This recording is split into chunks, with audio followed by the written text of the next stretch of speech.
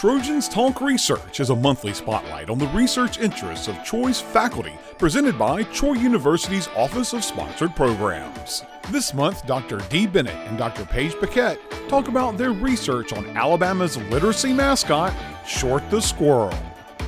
This morning for our Trojans Talk Research, we are joined by two faculty members from the College of Education. These ladies embody this statement I'm sure you've heard before. Choose a job you love and you'll never work again. Because I'll tell you, they love what they are doing. They form partnerships and pull it all together. Their personalities are authentic, confident, fun, full of energy. So knocking on their doors has to be strategic, and their research comes natural as their organizational skills do as well. We are joined by Dr. D. Bennett, who is an assistant professor in instructional leadership, and by Dr. Paige Paquette, associate professor in teacher education. Partnerships, procedures, and organizational skills for research, they've got it. Thank you. Welcome, ladies. Thank you, Dr. Riley. Thank you, everyone, for joining us today. We are so excited to be here. You can see we are nuts about research. And so we are excited to tell you more about the research that we've been doing and encourage you to do some of your own. I'd like to start out by introducing the short research team to you. So I am an associate professor, as she said, in DTE, and I am also, it's in English language arts. So I'm the English language arts expert on the team. And then we have Dee, who is also in the College of Ed, and she brings a multitude of experience to this whole thing because she's been an elementary teacher, she's been a psychometry, she's been a principal, she's been all, so she brings so much, but she's also the co-founder of Short the Squirrel. And on with us today is Monica Anderson-Young, and she is one of the first global leadership PhD candidates. And so she is still working through that process, but she is also a co-founder of Short the Squirrel. And so then our final member of our research team is the director of the Auburn Truman Center, and he's a community expert, and that's Dr. Jason Bryant. And the really great thing about him, he's a Trojan too. So this is our team, and this is how we've all come together from different places, and we'll talk a little bit more about that. So we have been really excited because we had an opportunity to collaborate not only with our team and the talents that we bring, but also with other schools and that sort of thing. And so we really focused in on this collaborative research. And so as you see here, the definition of collaborative research is research with rather than research on. It's research that arises out of the expressed needs, interests, and questions of the stakeholders who are most invested in the research and its findings. And it is research conducted in relationship with these stakeholders. And as I was reading through the SAGE Encyclopedia of Qualitative Research Methods, that sounds exciting, doesn't it? Lisa Givens, the author, explains more about collaborative research, and we just love these definitions, and we wanted to share them with you. She says collaborative research enables the voice of researchers and those in the field, practitioners, policymakers, and other stakeholders to be positioned alongside one another, not separately, but together, in shared inquiry of mutual interest and benefit.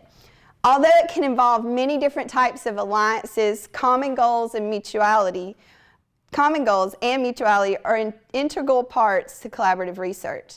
A sense that each partner has much to learn from the other, and that the results can be richer through collaboration than just with one person doing something on their own.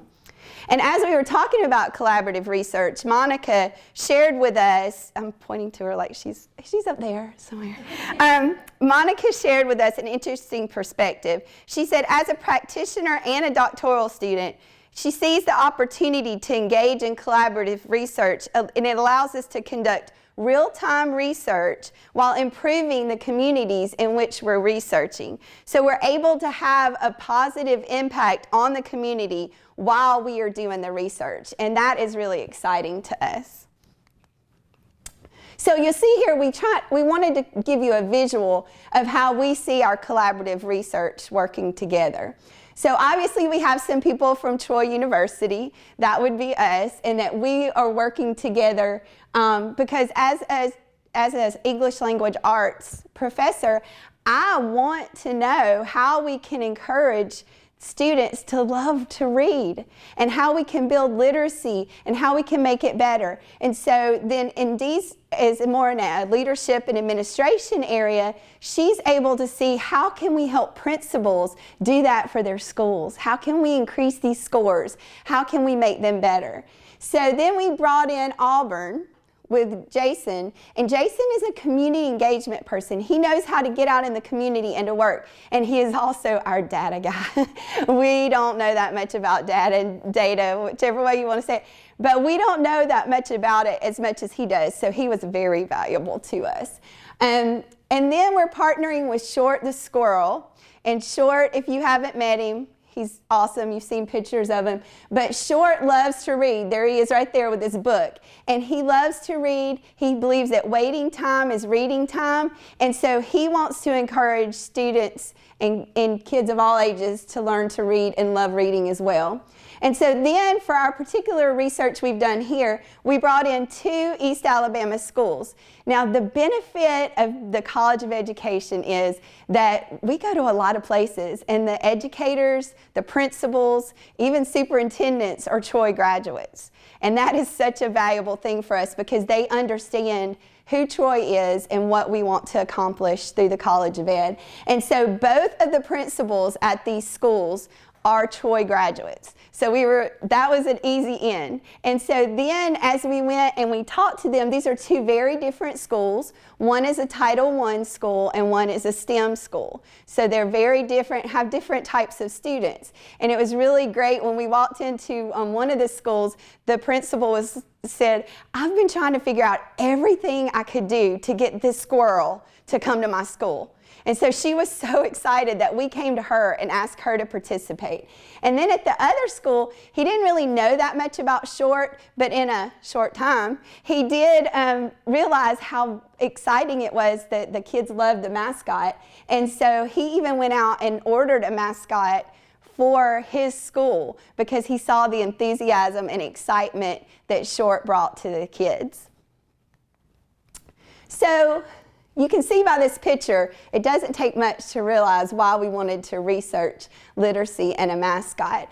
But we've all, on the team, the research team, we've all had an opportunity to hang out with Short as he went to schools and be part of his friends and his team. And so we were able to see that there was a lot of excitement. Kids get excited when Short comes in the room. And so we saw all that, but for those of you that have been around Troy for a while, you know that Chancellor Hawkins always says, if it's not documented, it didn't happen. So we needed to document this. And so that's why we decided that it was time to start doing some research on the literacy and the mascot. Dee? Thank you. How many of you in the room have actually heard of Short the Squirrel? Very few. Okay, so I have the pleasure today of sharing with you who in the world is Short the Squirrel. Where did he come from and what is actually his job? And so to better understand the partnership, we wanted to make sure that you understood who he is and how this came about. Monica, who is on our team's call today, is one of the other co-founders. She happened to come here to Troy for an alumni event, February of 2020.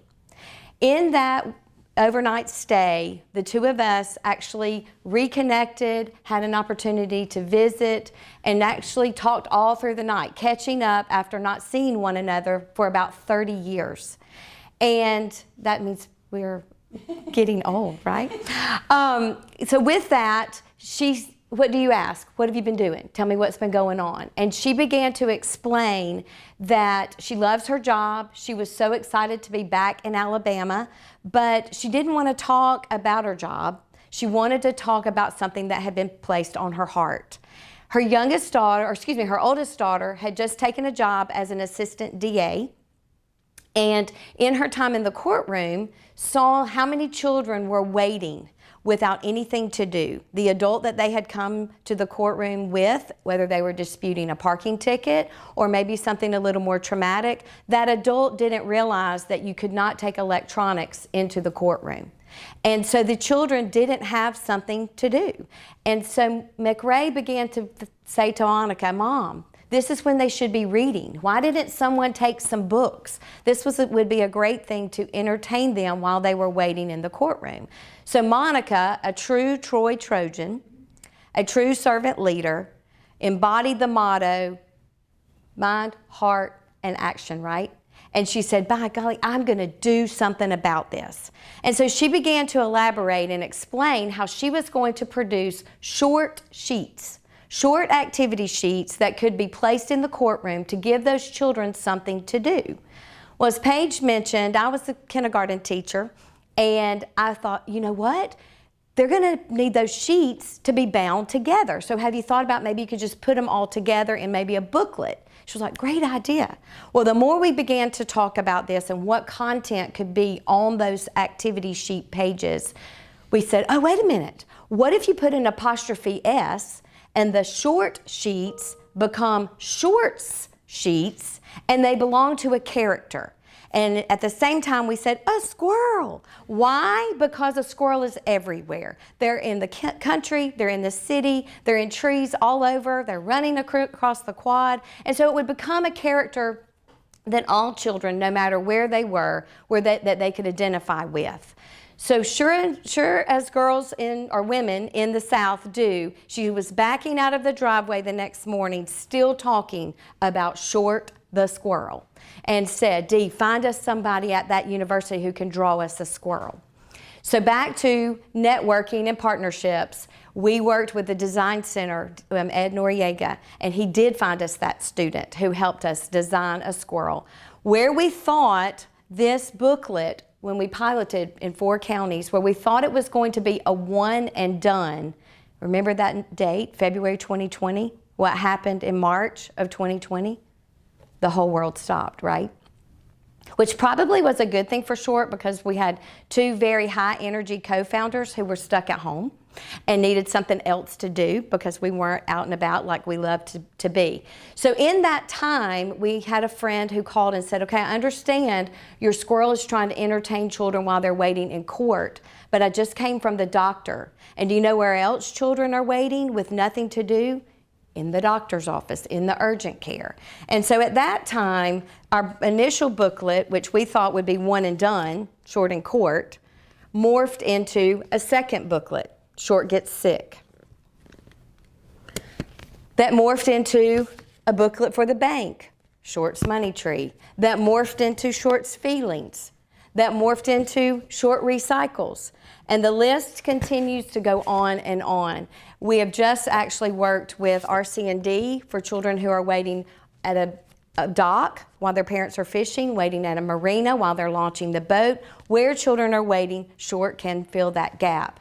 And excitingly, just partnered with Alabama Power Foundation for Short Tours the Town, because there are numerous places where where children are waiting, and we want to be the space or the activity that fills in that space of waiting time becomes reading time. So now that you've heard about our journey and what 3 years later we have actually become, that maybe helps you make it all make more sense that we're here now trying to recognize and research, does Short make a difference with young children? All of our materials are consumable. We did also have the opportunity to partner with the Daniel Foundation for something a little more permanent. And these are now being used in public schools, in the counselor's office, also being used in urgent care as a more permanent way for children to read while they're waiting for the doctor, waiting to see the principal, waiting for anywhere. And it just actually stays in that space where everything else gets to go with those children.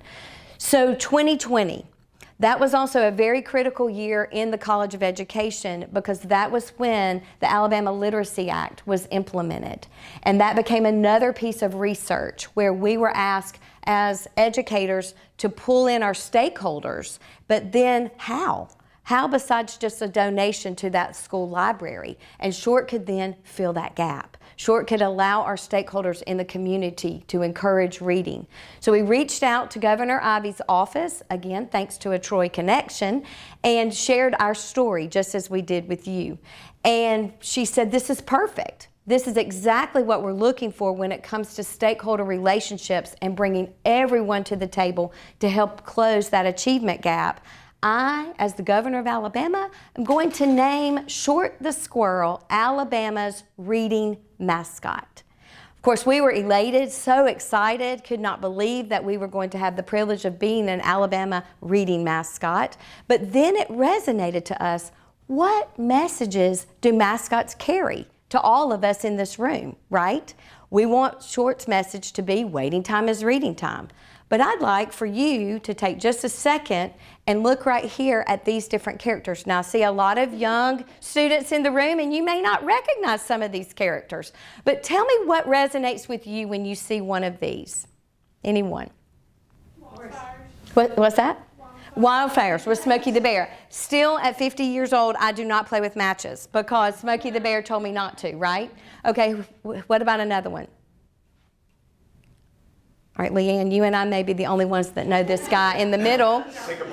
That's right. So this is McGruff, and when we were growing up, when you went to counseling class with your elementary counselor, she had a puppet, and her puppet was McGruff, and it was talking about being safe, don't steal, if you see something, say something about crime. So McGruff had a loud message for all of us. All right, anyone hear the, it's great?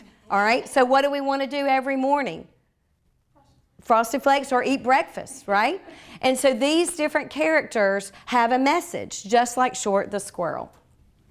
So while we have been in the field, as Paige said, we've been all over the place. We've been working in schools. We've been working in communities. We've had conversations with superintendents, parents, stakeholders, teachers. And we just have captured right here a few things that we call highlights and insights.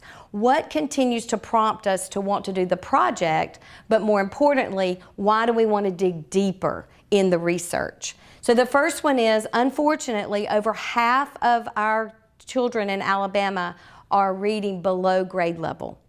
And that's why the Alabama Literacy Act was implemented, and that's why we're really holding our students accountable when it comes to reading, because we want to pull that reading level up. Literacy is the responsibility of all of us, but unfortunately, as we've been in the field, we hear a lot that, oh, it's the parents' responsibility and the teacher's responsibility. Well, it is, but there can be a third leg to that stool, and that is where we in the community can take part of that literacy gap. The third thing, and all of us are sitting on a wonderful college campus, and we know the importance of education. We value education, but we have families that maybe don't understand that literacy is the foundation in everything we do. And that is, again, where Short can help plug in, because we want our Alabamians to be successful, right?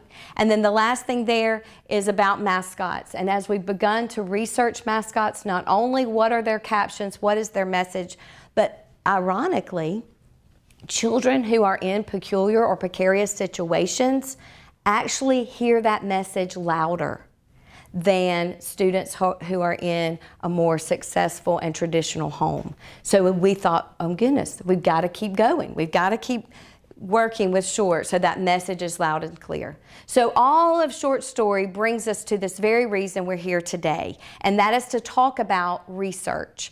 And when we, as a collective team in collaborative research, began to explore, what do we want to know? What do we want to ask? Here are our two research questions. The first one is, to what extent do children who engage with Short the Squirrel materials display motivation for reading?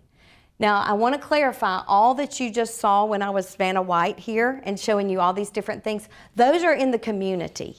We do use the opportunity to go into schools and community events with our 6-foot mascot named Short to help bring excitement to those children. So what you see here is actually a school visit. We've done an assembly, a story time, a variety of visits. So that helps us in identifying To what extent do children that engage with short, do they have that motivation to read? The second question, to what extent does Short the Squirrel foster excitement for literacy engagement? After they hear Short's message, are they more apt to pick up a book and read versus something else? So those were our two research questions that we took forward, and we used a survey that actually a second grader can complete independently, not needing interaction with the teacher or a parent.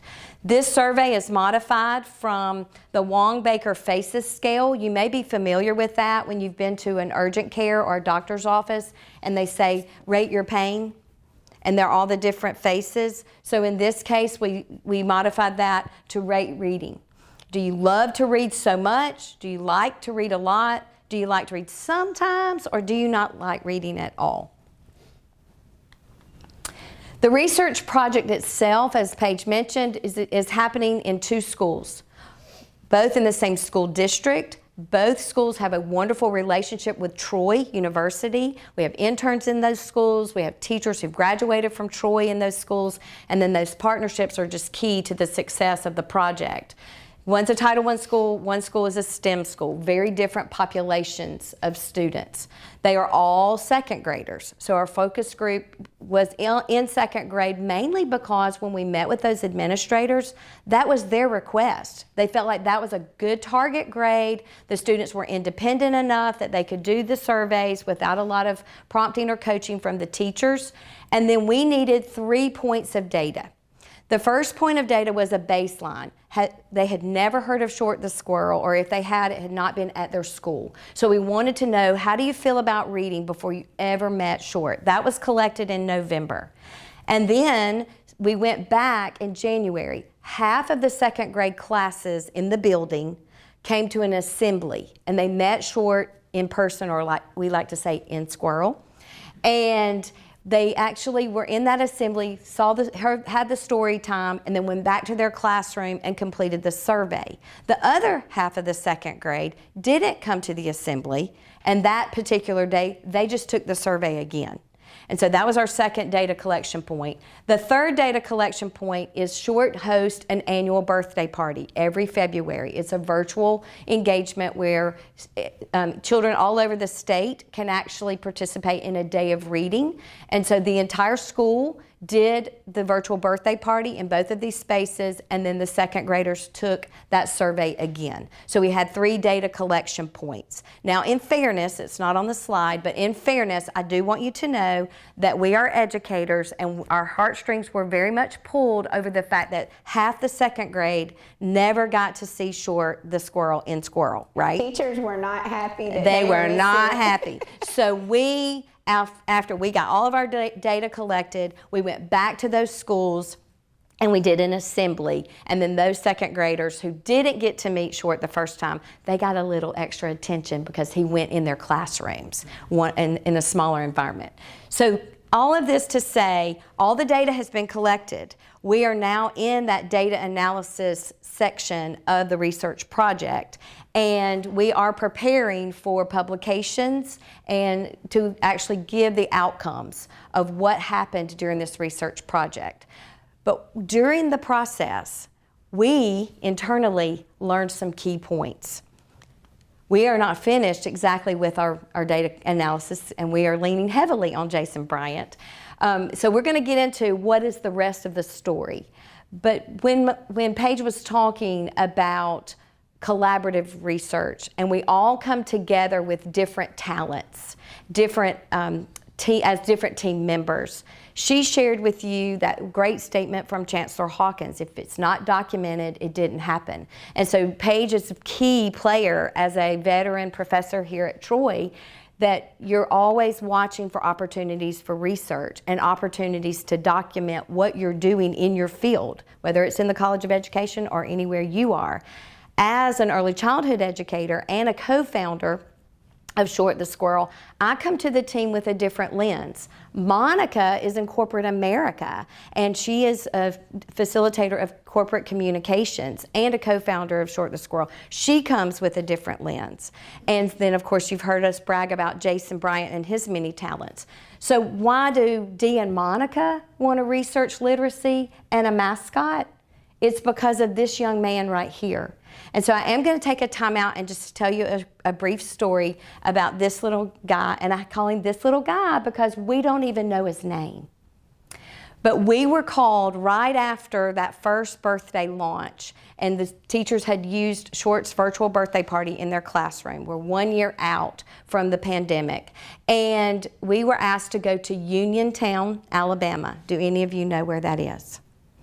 It is in the middle of nowhere, and it is an extremely rural community. And we had a lady who was over kind of like a boys and girls club. It's called the Choice Resource Center. She called us and she said, I'm going to have an outdoor book fair and I would like for Short to come. And of course, Monica and I said, we're on our way, let's go. So we met each other with Short in Uniontown. And she had a wonderful display of different books by grade level. She had different organizations in Uniontown come and make cotton candy, hot dogs, different crafts that the children could do at the book fair. So Short was walking around, making his way around, introducing, encouraging children to pick up books from the different table. And out of nowhere, this little guy came running at a full sprint, grabbed Short around the belly as hard as he could. We kind of thought our squirrel might be going down. And he looks up at Short, rubbing his belly like this, and in his precious little preschool language said, I'm trying to weed every night because you told me to. Of course, we're crying and we're saying, oh my gosh, it's making a difference. And that's the moment when we thought, if we can just continue to share Short's message across the state of Alabama, what a difference this squirrel can make to children just like this little guy. So why do I want to be a part of this research team? It is so that we continue to spread the love of literacy. And we have the data to take to the State Department, to take to the Alabama Reading Initiative, to take to our decision makers in Montgomery, that when we have a voice through a mascot, we are making a difference. So I mentioned just a second ago before the story that we internally have learned a lot through this process of research. We're not quite finished yet, but that doesn't mean we haven't gained a lot of knowledge about strategies and procedures. And so what we'd like to do today as the second half of our presentation is just explain some of the things through collaborative research that we have actually learned. And that will come through the partnerships, the procedures, and best practices. So I know a lot of you have a goal, right? You're ready to graduate, those of you that are in the room, and you think that's it. I will have reached my point. And so I work in Phoenix City at that campus, and we work with adults. And so I've really learned a lot about being a lifelong learner. And so as we share this information with you, I want you to know we didn't know all this going into this research project. We didn't know everything, and so we're continuing to learn, and that's really what research is about.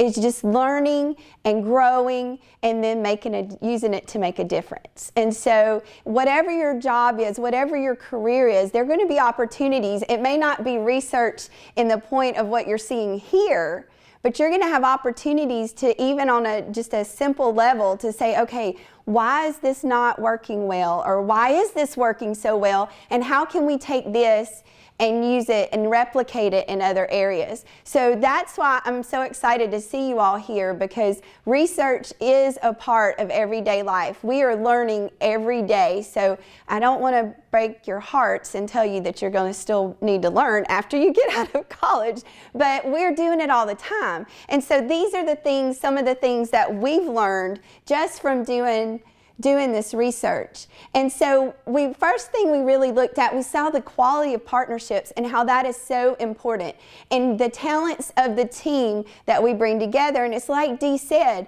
Monica comes from the corporate world. Well, Dee and I need a little corporate in our lives because we don't look at things that way. Jason has had a multitude of experiences, but what he's really brought to our group is this community engagement piece and bringing in people and how do you get people involved from the community. So the talents of the team, this is Reva Skirtman. He is in Ozark. He's the superintendent from Ozark, a Troy graduate. And so he brings his enthusiasm to the team and when, if we go to help them do something in that school system. So everybody, the talents that everybody has, everyone can play a different role, and that's what brings it all together and makes it successful. So having successful engagement with these agencies in these schools. And so it's important that we have these great partnerships. And like I said, I almost feel like we're cheating sometimes because we do have so many Troy graduates that it just kind of makes a natural engagement. But we can all agree, most of the agencies we've talked to, most of the schools we've been to, they all want to see kids love to read. They all want to see kids be able to use their imaginations to go places, just like Short the Squirrel does. So we need to have that successful engagement with those agencies. And we've learned we have to be mindful of timing and funding. We have not really considered like all the different testing. We were talking about earlier that now it seems like students are testing all the time. When I taught, we tested once a year maybe. But now, so we had to be very aware when we were doing our research. Dee talked about the 3 times we were gathering the data. We had to be aware of, okay, if we start then, when's their testing? Because we can't run into their testing. So you have to make sure you're aware of the timing of the partnership to make sure everything works. And then the funding is really important because even within this situation, we had one school that said, hey, can I get this book? Can I get this book? Can we buy this book for our kids? We want them to have all of these things. And so then the other school just didn't have the same funding. So, when you consider going to different places and just like Uniontown, places like that don't have the same funding, you have to look at the budget. You have to figure out how can you make this so that all the students are benefited by it. So we talked about here detailed procedures. So do you guys know what IRB? I don't see anybody saying yes. But when we do research, the IRB protects the people that are involved in the research to make sure that nothing bad happens. So we have to fill out an IRB application and get permission to do the research. And so you can imagine, so this is on an academic level, a higher education academic level. So you can imagine what the language needs to sound like in the IRB. Well, that doesn't translate into teacher talk in second grade classrooms. So you have to be very aware of the language that translates from something that you're turning in higher education academia and something that you're giving a second grade teacher or a parent who only reads on an 8th grade level. So when we filled out, created letters to go home to the parents and that sort of thing, we had to make sure that they were on a 7th to 8th grade level so that we knew that the parents could have a better chance of understanding what they were agreeing to when we got permission. So that was a procedure that we learned a lot about in the process. And effective communication with the agencies and schools goes right along with that. But we also learned that you can send letters to teachers. You can have meetings with teachers. You can sit down and say, this is what we want you to do. They're so busy. Their plates are so full that they still miss things and forget things. And so just like we all do, but so we had to learn, we've learned a lot about what we need to do to communicate with them, to help them be successful in what we want them to do. They just want to help us because they want to help the kids. So we need to communicate better in that way. And then the last one is the consistency with the data collection. Again, like I said, we can give the directions multiple ways, but we need to be more consistent in helping them do the best that they can with this data collection. We need to not wait till the very, end, we've learned, and we should go different times. So you learn these lessons, and that just makes it better the next time. And then the organizational practices. It's hard when you have a 6-foot squirrel hanging out with you and seeing kids get so excited. It's hard to stay focused on what your why is, what your purpose is, staying focused on those research questions. Because you can, as Dee was pulling up all these books, anytime we get in a car to go anywhere, we're going, oh, Short should do this. Oh, Short should do this. And so even in the research, we walk into the to the school and we're like, oh, maybe Short can do this, maybe Short. You have to stay focused, because it's so easy to look ahead. It's so easy to veer off in a different direction. So you have to stay focused on what your questions are at that time, and then there'll be an opportunity later if you want to come back and ask those other questions. And remembering why we're doing it. Like I said, we get so excited when the kids get so excited, but then we have had to put on a different academic hat in some situations and say, okay, we're researchers now. We're trying to look at this from a professional research standpoint and not just two former teachers that get so excited to see kids loving to read. And so we also need to learn from the results to help all the organizations involved. Our research is not just for us. As Dee has shared, we need to have it to give the governor.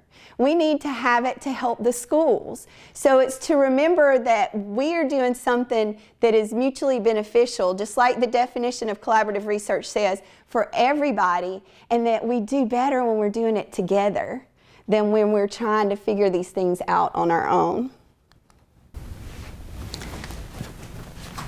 So when 4 different entities came together as a research team, as a collaborative group of professionals, we never dreamed that we would be making such a difference.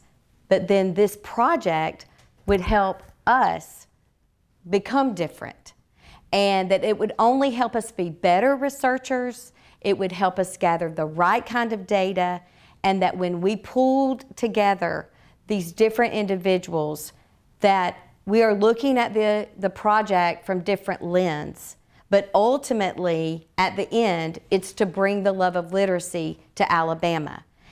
So as we close today's program, we definitely want you to have a takeaway. And as future researchers that are in the room, or those of you who are actively participating in a research project today, we highly encourage you to look at those 3 components. And that is, who are your partnerships, and what quality relationships are you building so that everyone comes to the table with the same mission, vision, goals, and helping to answer those research questions. Secondly, what are the procedures and how are they outlined so that everyone involved understands what is the end result here? What are we looking for? And that it doesn't skew your results because someone understood it this way and someone else understood it another way, but by being consistent and detailed in your procedures. And lastly, the practices. What are you all as an organization? You've heard of 4 organizations in this collaborative research project, but we're also become a research organization when we all come together. And so what are our practices going to be? And so we don't have those squirrel moments where you go off on something and veer off on something that's not directly tied to the research project. Those are our different takeaways for today's presentation, and we highly encourage all of you to just step back and reevaluate your research project before you go out in the field, and make sure that you do have those partnerships, those procedures, and those practices in line so that at the end you don't have the wish we shoulda, woulda, coulda. Now, I will also highlight that when you do those different practices, procedures, and partnerships, you also find opportunities for future research. And just as Paige mentioned, we do say, oh, we could do this and we could do this. And by staying aligned to those research questions, you almost put some things in a think about it tank. And you can go back to those think about it tanks for future research, because every project has a way of just morphing itself into the next round of research. You establish new partners. You then talk through new procedures and what are new research questions that we can actually put out there in the field to continue to grow what you are interested in learning. At this time, we might take a few questions or comments from the audience. Did you all have anything that sparked your interest, that you wanted to know more? Not yet. Monica, I know you're still on the line. If there anything that you would like to add that maybe that we did not have in our PowerPoint. I just want to say thanks to everybody for your attention to this, for your support for Short the Squirrel, and for bringing literacy to Alabama. We always joke and say we want to make sure that those people that are reading our prescriptions in the nursing home get us the right medication. And reading is the way to get to that point. But in all seriousness, this is a big issue. It's an economic issue for our state, and it's something that can only go up from where we are now, and it can only increase the value of our communities in so many ways. That's from right. What happens within our homes, what happens within our relationships in communities. It can positively affect crime, and it can deliver economic growth. And so with that, here's the real star of the show in the room with you. Well, now. Miss Julie, look at here. Hi, Short. So, where did you find Short today? He was in a classroom trying to study. Oh, Short, are you doing research these days? Oh! I'm excited to hear that. We were just talking about research. And you. And you. So do you want to go around and give all of these future researchers a big high five and encourage them to let waiting time be research time? How about that? Can I hold these for you? All right, Short, thanks. So may I introduce you to Alabama's literacy mascot, Short the Squirrel. Oops, sorry. Sorry, you got people on both sides. Sometimes Short can't see very well.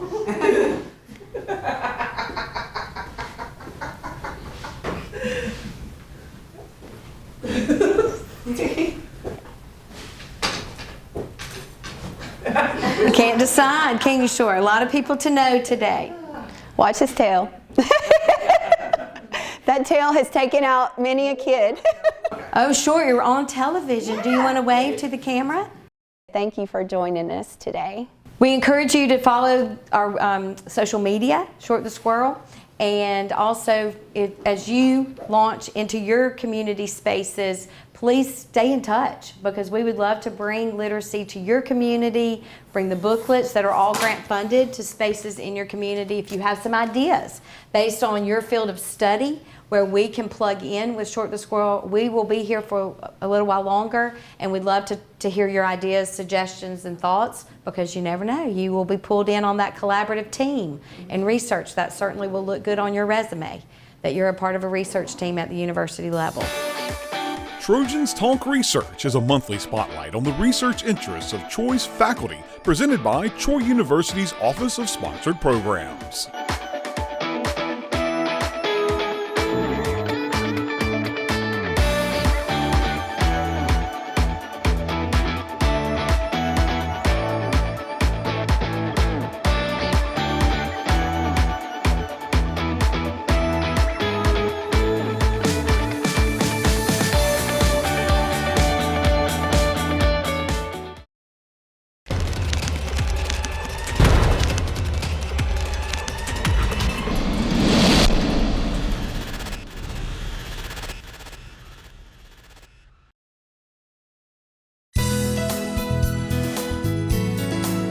Hello and welcome to this edition of Trojan Talk. I'm Paige Ray. Joining us today is Monica Anderson-Young and Dr. Dee Bennett. They are here to talk about an upcoming celebrity called Short the Squirrel. So you guys, thank you so much for being here. Well, thanks for having us. Absolutely, we're happy to be here. Of course. So I want to go really in depth with this because this is a really awesome program and initiative you guys got going here. So first of all, tell us about the star of this, which is Short. Yes. So Short the Squirrel is actually a 6-foot mascot who travels throughout the state celebrating literacy and has actually been named Alabama's literacy mascot by Governor Ivey. Oh my goodness. And so Short is not short. Short is Short is not tall. short. Short is very big And he has a very big mission. and So a tell- very big following. Yes. Okay, so tell us how Short came to be, and then we'll get into his mission. But where did Short come from? Well, it started with my oldest daughter, Hannah McRae, was an assistant DA in Mobile. And she was fresh out of law school, and she was coming home at night going, Mom, you wouldn't believe the number of kids in the courtroom. It was right before COVID hit. And she said, you know, it's not typically a demographic who packs a backpack to be there all day. In fact, most people don't know you can't have electronics in the courtroom. So those children would come in and sit for hours without anything to do. And you can imagine what that was like. And so she just said, I feel so bad for them. They're just coming in there and they're just literally idle. And I said, well, what if we gave them some activity sheets to do? She's like, church or a restaurant? And I'm like, absolutely. We could do that. We could have like short little activity sheets, give them this and Ziploc bag of crayons, and they'd have something to do. And she's like, Mom, you know, we don't have time to do that. And I was like, well, I've got time to do that. And at the same time, we had moved back to Alabama after being away for 30 years. Oh, wow. And I got to come up to Troy and came and stayed in Dee's tailgate house. We hadn't seen each other in quite 30 some time. years, probably. It had been a long time because we were really, when we were gone, we were really gone. And she's like, well, tell me about your job. And I'm like, I have the best job in the world, but let me tell you about this. And I told her the story of this. And you know, there's no data about how many children are in the courtroom. Of course, there's data about how many are testifying or victims or in custody cases or foster care. There's data wrapped around that, but there's no data about the children who are coming in with family members to sit through cases, to listen, to support family members, or simply to go to probate court or to do things. We don't have numbers of how many children are coming into our courtrooms. And so we saw a place where we could provide materials that could foster reading, keep them entertained, we call it edutainment, and demystify what they were seeing in the court system.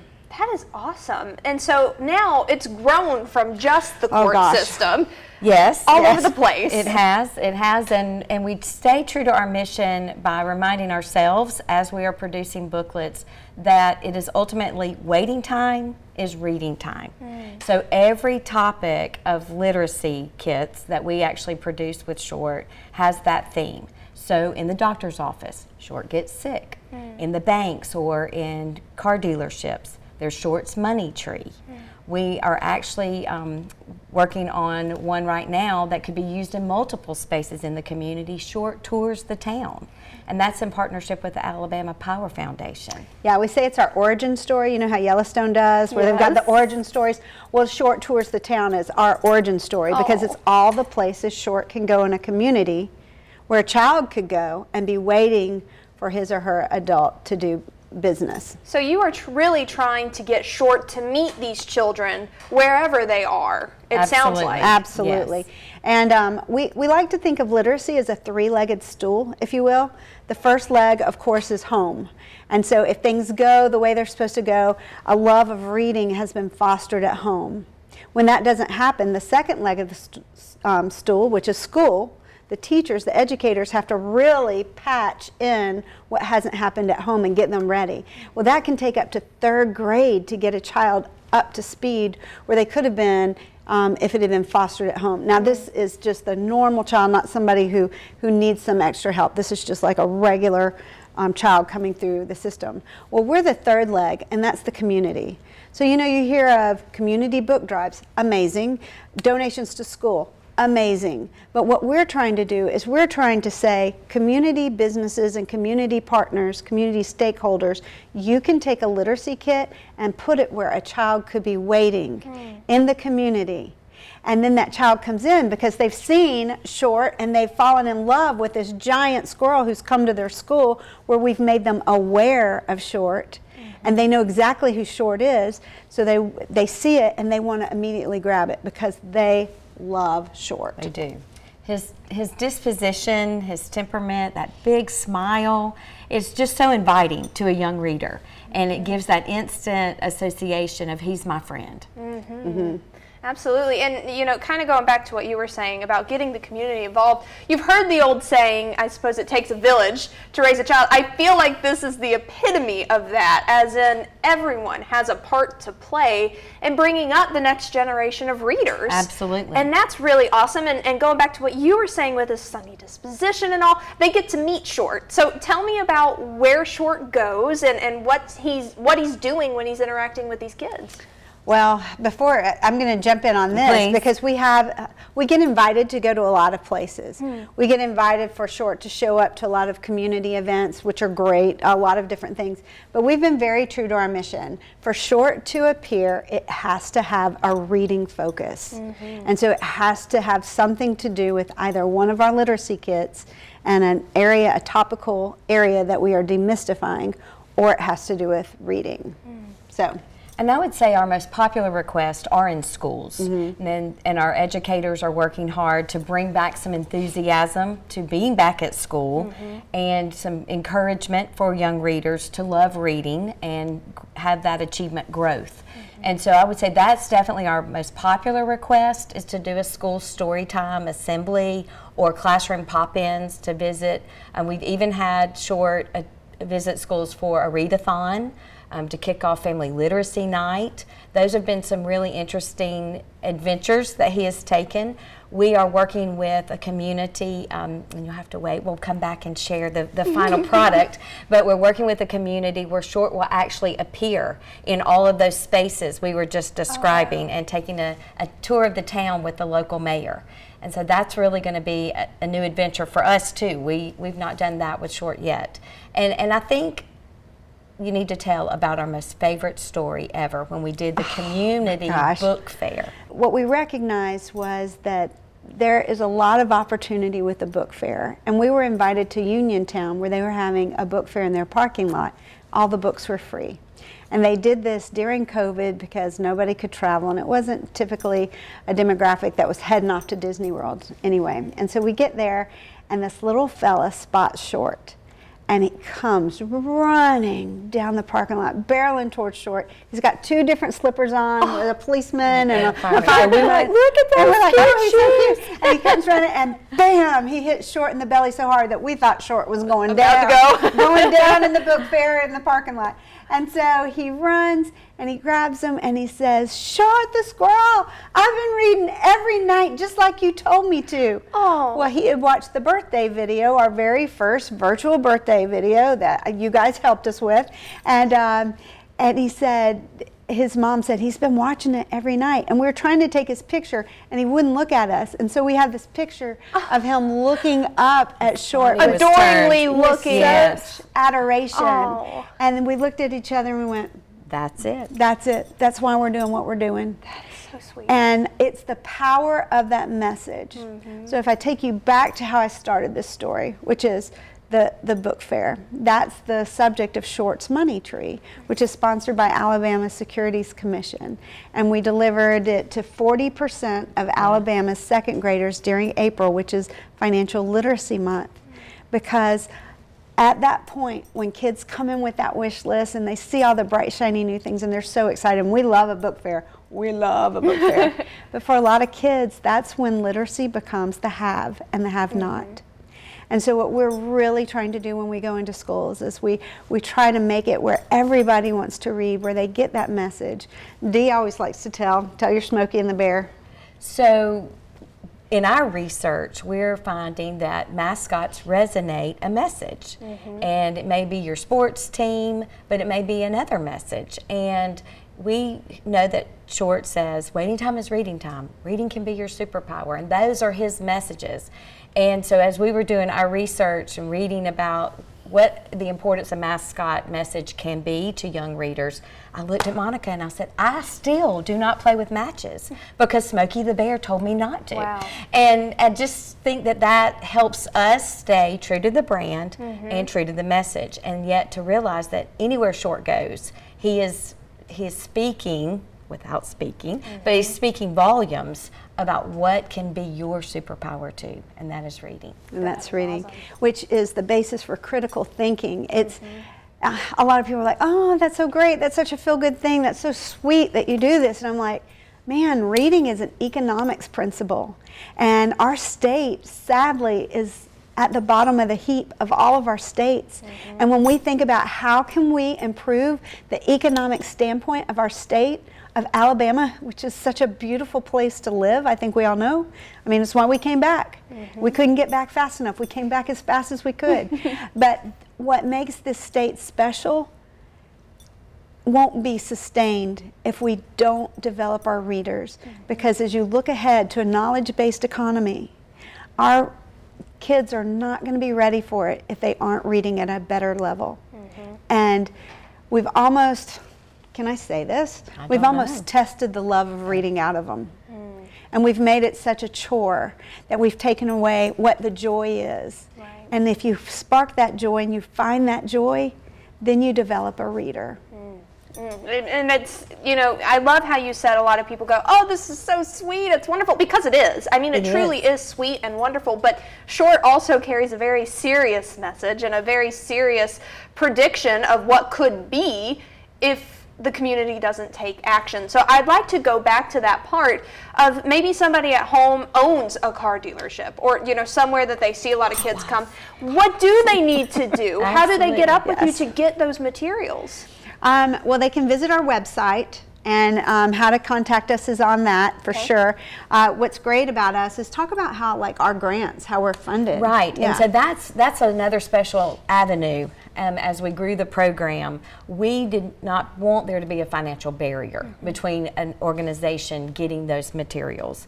And so all of our materials are grant funded, which allows us in many spaces to gift the materials. And when we say materials, I do want to emphasize it's a pre-packaged literacy kit. It has an interactive booklet similar to what a highlights magazine or a weekly reader would be. So it is consumable, and a child can actually interact with that. It has crayons in there, a sticker, and then a one-pager, which again relates to that space. So in the court booklet, the one-pager is actually a steno machine, so the child practices being the court reporter.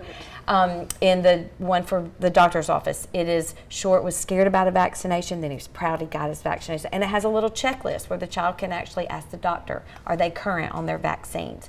And so it's that one-page interactive extra in each of the kits. And because they're pre-packaged, if you don't finish it there at the waiting space, you get to take it with you as a young reader. And that allows us to send them in what we call literacy sets, which is usually a set of 50, to a waiting space of choice.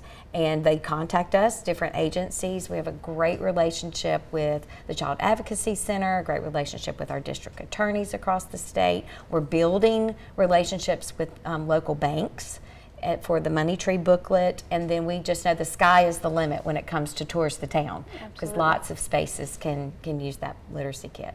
Well, you guys, we're out of time, but this is so awesome. I wish that Short had been around, you know, when I was little. I think I would have fallen in love with Short, and I know so many kids are falling in love. We hope that we're going to send some people your way with this interview. We appreciate you so much for being here.